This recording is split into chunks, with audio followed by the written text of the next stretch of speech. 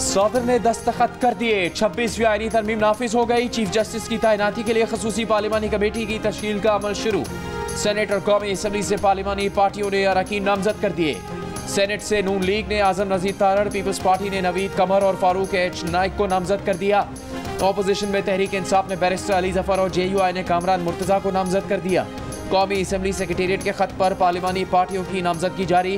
Peoples party ने राजा परवेज अशरफ और तहरीक इंसाफ ने बैरिस्टर गौहर और हामिद रजा खान को नामजद कर दिया। मुस्लिम लीग नून ने कौमी असम्बली के लिए ख्वाजा आसिफ, एहसन इकबाल और शाइस्ता परवेज के नाम दे दिए। खसूसी पार्लिमानी कमेटी में कौमी असम्बली के 8 और सेनेट के 4 अरकान होंगे। सेनेट अरकान में हुकूमत और अपोजिशन से 2-2 रुकन शामिल किए जाने हैं। पार्लिमानी कमेटी का इजलास कल तलब किए जाने का इम्कान। ये कमेटी नए चीफ जस्टिस के लिए 3 सीनियर तरीन जजेस में से एक का नाम फाइनल करके वज़ीर आज़म को भेजेगी। चीफ जस्टिस को कल रात 12 बजे तक 3 नाम पार्लिमानी कमेटी को भेजना है। 26वें आईनी तरमीम के तहत नए चीफ जस्टिस की तकर्री मौजूदा चीफ जस्टिस की रिटायरमेंट से 3 दिन पहले होगी। नए चीफ जस्टिस की तैनाती में 27 घंटे बाकी रह गए हैं।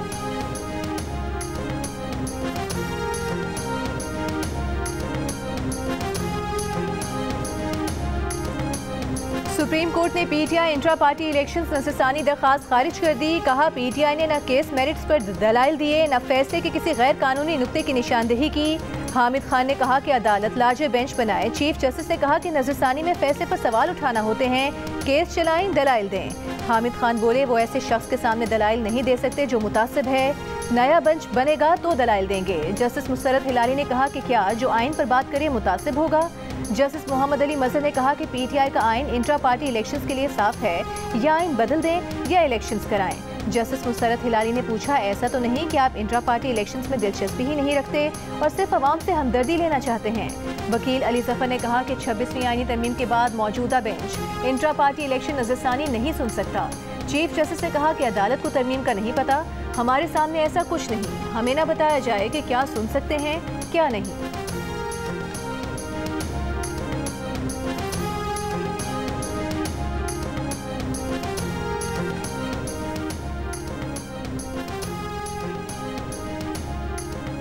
PTI ने 26वीं आईनी तरमीम के खिलाफ सरतोड़ कोशिशें की, लेकिन आईनी तरमीम मंजूर होते ही इसका सबसे पहला फ़ायदा उठाने PTI के वकला सुप्रीम कोर्ट जा पहुंचे। इंट्रा पार्टी इलेक्शन नजरसानी केस में सुप्रीम कोर्ट बेंच पर एतराज़ कर दिया। कहा तरमीम के बाद ये बेंच नजरसानी केस नहीं सुन सकता। ये पहला मौका नहीं कि PTI ने उस कानून का फ़ायदा उठाया हो जिसको रोकने की उसकी भरपूर कोशिशें की गई हों। PDM की 2022 की नैब तरमीम की PTI ने मुखालफत की। 2023 में सुप्रीम कोर्ट से इसके खिलाफ फैसला ले लिया। जब सितंबर 2024 में सुप्रीम कोर्ट ने नैब तरमीम बहाल की तो अगले ही रोज़ PTI के वकला बानी PTI को इसका फ़ायदा दिलवाने अदालत जा पहुंचे। कहा नैब तरमीम बहाल हो गई हैं, 190 मिलियन पाउंड केस में बानी PTI को बरी किया जाए। नैब तरमीम पर फैसले के बाद 190 मिलियन पाउंड का केस बनता ही नहीं। फिर 9 सितंबर को नए तोशाखाना केस में भी इन्हीं तरमीम के तहत बानी PTI के वकला अपना केस एहतसाब अदालत से स्पेशल जज सेंट्रल को मुंतकिल करवाने में भी कामयाब हुए।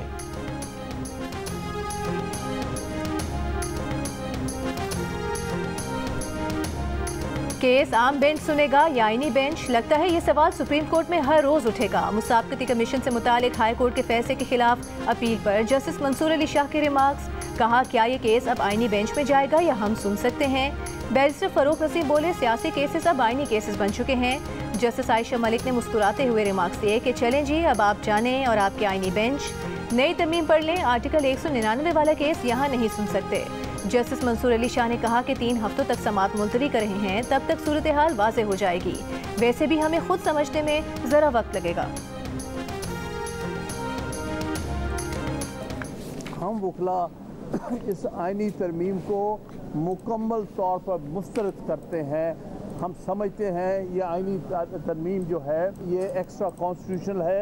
ये आइनी तरमीम आइन के बुनियादी ढांचे के ख़िलाफ़ है। हम इंशाअल्लाह ताला मुल्क की तहरीक चलाएंगे वकला की, एक नेशनल एक्शन कमेटी बना रहे हैं तहरीक चलाने के लिए, जिस तरह हमने 2007 में बनाई थी, जिस तरह हमने 2002 में बनाई थी।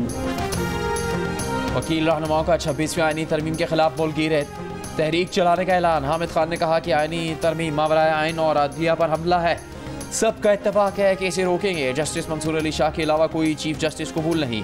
नेशनल एक्शन कमेटी बना रहे हैं जैसे 2002-2007 में बनाई थी। सारे पाकिस्तान में एहतजाज की कॉल देंगे। हामिद खान का 25 अक्टूबर को वकला की तरफ से यौम निजात मनाने का भी ऐलान।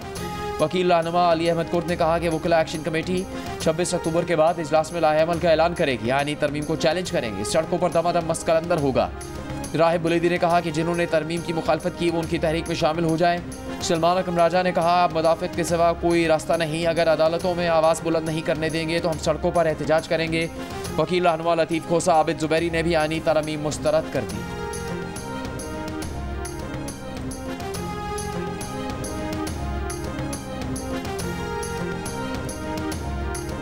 ऐसी तरमीम की हैं जिससे कि इंशाअल्लाह इस मुल्क का जो मुस्तकबिल है वो इंशाअल्लाह मजबूत होगा, महफूज होगा। पार्टीज़ के ऑनरेबल मेंबर्स ने और आज़ाद अरकान ने उन्होंने वोट डाले। कोई यहाँ पर लोटा वोट नहीं है। जनाब स्पीकर, मैं आपको बताना चाहता हूँ,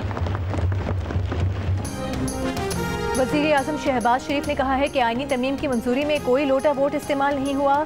तय हो गया कि पार्लियामेंट सुप्रीम है। काश पीटीआई भी इस आईनी तरमीम में शामिल होती। 26वीं तरमीम की मंजूरी के बाद पाकिस्तान पर मंडलाते खतरे के बादल छट गए। तरमीम से पाकिस्तान का मुस्तकबिल मजबूत और महफूज होगा।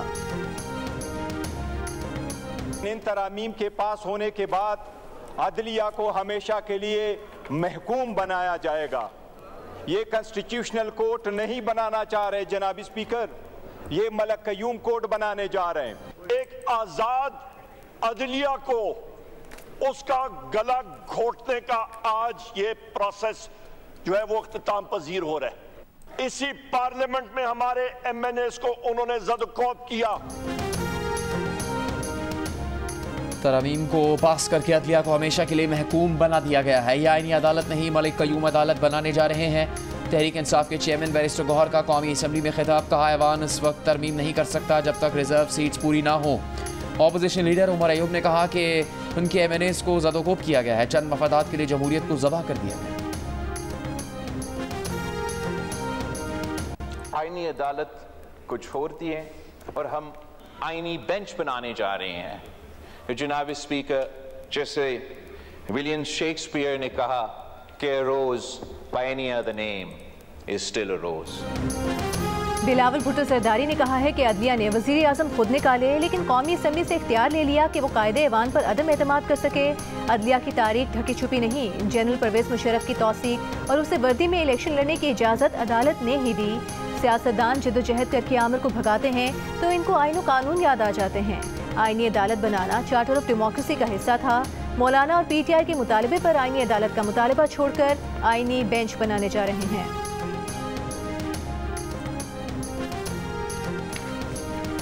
जो दुख हमने अदलिया के हाथों उठाए हैं, तो अदलिया के किरदार पे एक शेर है जो किसने लिखा है, और मैं उस शायर का शेर पढ़ रहा हूँ कि नाजो अंदाज से कहते हैं कि जीना होगा, नाजो अंदाज से कहते हैं कि जीना होगा, जहर भी देते हैं तो कहते हैं कि पीना होगा। जब मैं पीता हूँ तो कहते हैं कि मरता भी नहीं, और जब मैं मरता हूँ तो कहते हैं कि जीना होगा। वैसे जनाब स्पीकर, मियाँ नवाज शरीफ साहब ने जो शेर कहा है, बड़ा बरमौका और बड़ा बरमहल कहा है, लेकिन ज़रा थोड़ा सा वज़न को ज़रा ख्याल रखना होता है शेर के अंदर। जहर भी देते हैं, कहते हैं कि पीना होगा, इसमें तो नहीं लगाना वरना शेर का बेड़ा गर्क हो जाता है। के कायद नवाज शरीफ का कौमी असम्बली में अदलिया से मिले दुख पर शेर। मौलाना फजलुर रहमान बोले, शेर मौके की मुनासबत से ज़रूर है लेकिन शायराना आवाज़न से खाली रह गया। मौलाना के चटकले से ऐवान में कहकहे लग गए। आईनी तरमीम का मौजू शख्सियात हैं।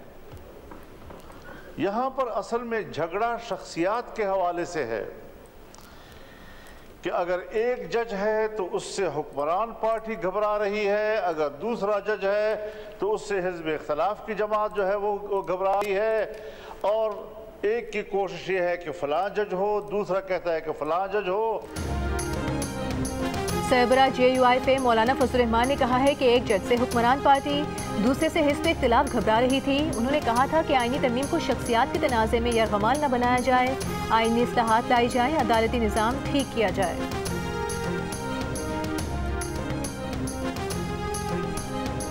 जब भी हमें इंशाल्लाह अवाम मैंडेट देगी और हम आएंगे, ऐसी तरामीम को नहीं मानते, हम इनको मुस्तरद करेंगे, ख़त्म करेंगे। जिन जिन लोगों ने वोट दिया या जिन लोगों ने वोट तो नहीं दिया लेकिन इमरान खान की पीठ पे छुरा घोंपने के लिए उस सफ में खड़े हुए, इंशाअल्लाह आज रात तक उन सब के नाम आ जाएंगे और हम किसी ऐसे बंदे को नहीं छोड़ेंगे।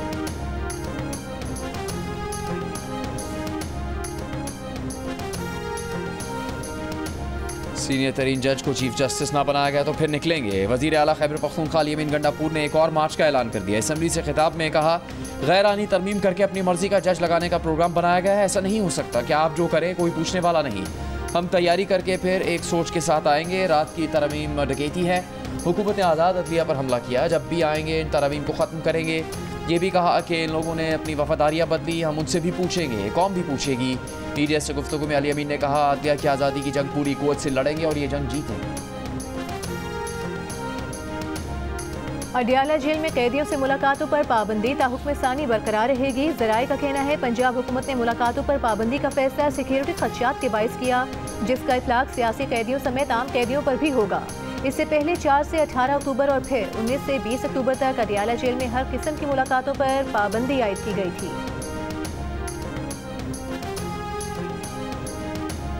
बानी पीटीआई की जाती मौलजीन से तिब्बी मुआयने के लिए दरखास्त कल इस्लामाबाद हाई कोर्ट में मुकर्रर। दरखास्त में मौक़िफ़ इख्तियार किया गया है कि बानी पीटीआई के जाती मौलजीन को रसाई नहीं दी जा रही। जाती मौलजीन बानी पीटीआई की मेडिकल हिस्ट्री से आगाह हैं। Doctor Asim Yusuf, doctor Faisal, doctor Samina Niazi को चेकअप का इजाज़तनामा जारी किया जाए। एक ENT डॉक्टर को फिलफौर मुआयने के लिए इजाज़त दी जाए।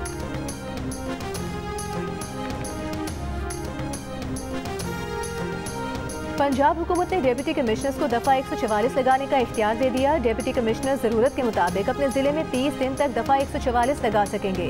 पंजाब असम्बली से कानूनी मुसवदे की मंजूरी के बाद गेज़ट नोटिफिकेशन जारी। सेक्रेटरी दाखिला पंजाब को 90 दिन तक दफ़ा 144 के निफाज का इख्तियार होगा। 90 रोज़ से ज़्यादा वक्त के लिए दफ़ा 144 का निफाज काबीना का इख्तियार होगा।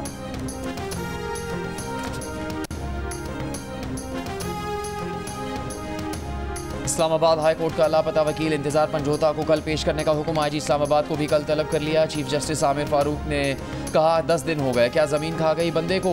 इंटेलिजेंस एजेंसीज की रिपोर्ट कहा है। चीफ जस्टिस की इंटेलिजेंस ब्यूरो और पुलिस अफसरान की भी सरजनिश। IB अफसर से सवाल किया, आपने क्या किया है। IB अफसर ने कहा, दरखास्त आई थी, अभी देख रहे हैं। चीफ जस्टिस ने कहा, कभी कोई काम खुद भी कर लिया करें, सारा काम अदालत ही को करना है क्या। अदालत ने इंतजार पंजोता बाजियाबी केस की समाअत कल तक मुलतवी कर दी। खैबर पख्तूनख्वा हुकूमत ने पुलिस तरमीमी बिल 2024 वापस लेकर नया तरमीमी बिल पेश कर दिया। नया बिल मंजूर कर लिया गया। तरमीमी बिल के तहत अमन व अमान से मुतालिक वज़ीर आला के इक़दाम पर अमल दरामद लाजमी होगा। वज़ीर आला को पुलिस के अमूमी और खुसूसी अमूर से मुतालिक बाखबर रखा जाएगा। ग्रेड 18 से और उससे ऊपर के पुलिस तबादले के लिए वज़ीर आला की मंजूरी लाजमी होगी। पाकिस्तान का $2 अरब की क्लाइमेट फाइनेंसिंग के लिए IMF से दोबारा दरख्वास्त का फैसला। वज़ारत ख़जाना की वर्किंग मुकम्मल। ज़राए के मुताबिक वज़ीर ख़जाना मोहम्मद औरंगज़ेब दौरा अमरीका में IMF के हुकाम से मुलाकात के दौरान दरख्वास्त करेंगे। क्लाइमेट फाइनेंसिंग की पहली दरख्वास्त IMF ने नहीं मानी थी। वज़ीर ख़जाना मोहम्मद औरंगज़ेब IMF और वर्ल्ड बैंक के सालाना इजलासों में शिरकत के लिए अमरीका रवाना। IMF, वर्ल्ड बैंक, अमरीकी स्टेट और ट्रेजरी डिपार्टमेंट समेत दीगर इदारों के हुकाम से मुलाकातें तय। IMF के साथ सालाना मीटिंग्स में कर्ज प्रोग्राम के बाद अहदाफ पर अमल दरामद की इब्तदाई रिपोर्ट्स का जायज़ा लिया जाएगा।